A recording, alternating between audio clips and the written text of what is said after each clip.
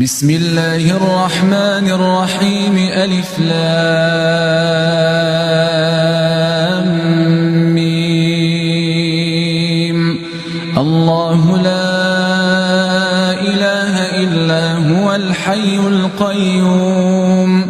نزل عليك الكتاب بالحق مصدقا لما بين يديه وأنزل التوراة والإنجيل من قبل هدى للناس وأنزل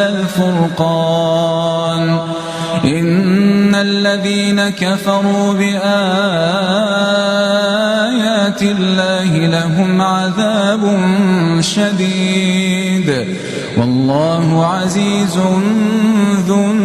انتقام إن الله لا يخفى عليه شيء